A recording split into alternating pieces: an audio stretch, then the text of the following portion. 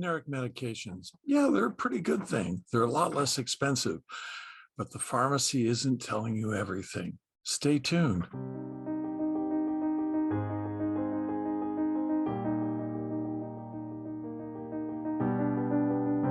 Yes, generic medications are part of the landscape for everybody. And I prescribe generics because they are cheaper and by and large they work okay, but sometimes they don't. And I'm going to bring you the real life example of one of my clients. This is a young woman who is on lithium, and she has had really good stability with this. She was on one generic and had a satisfactory blood level. She felt good, life was working, and then the pharmacy changed generic. Lithium has associated with it blood level, and we know the concentration in a person's blood. She was totally therapeutic on the original generic. The new generic was different, despite the fact the pharmacist told her that they're all the same. And I've been told this by pharmacists too, and they were telling it to the wrong person here, but she took a level, and that level dropped by over 30%, and it caused her to destabilize. Now, this is a video for anyone who takes medications, because it's not just the mental health medications that are affected by differences in potency from generics. The FDA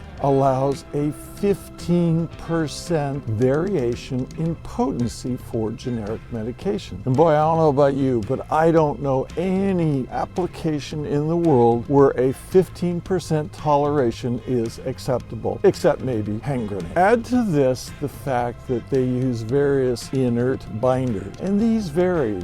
We looked up the inert binders between one generic and the other generic for this young woman, and they were different. My goodness, there were 5 that were different between the 2 preparations. Oftentimes, people react to these different inert ingredients. Sometimes they just don't feel right on some of the binders, and this adds to the complication finding the right medication. Another variable that a provider has to consider. Let's add to the fact of quality control. Many of these medications are produced in India and China. And these are places that just don't have the controls that we do here in the United States on the manufacture of medication. In these countries, inspections of facilities are announced and planned. They aren't random, they don't come out of the blue.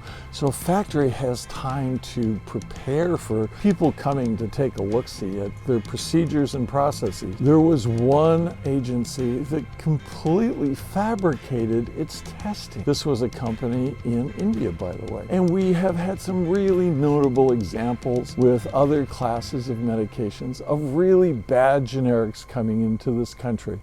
In fact, one preparation actually had glass fragments in it, and this one came from India. Now, there is a process for providers to do reporting on bad generic, and I've done a bunch of these because oftentimes people have very adverse reactions to generic. Are generics a good thing? Yes, they are. But being knowledgeable about what generic you take is important. I tell all of my clients, as I'm going to tell you, keep track of your generic medication. The pharmacy sometimes will print that right on the bottle, but mostly you have to ask them what the generic brand is. Something changes in your response to the medication and the pill looks different. It's a response to a new generic. It may be a potency issue.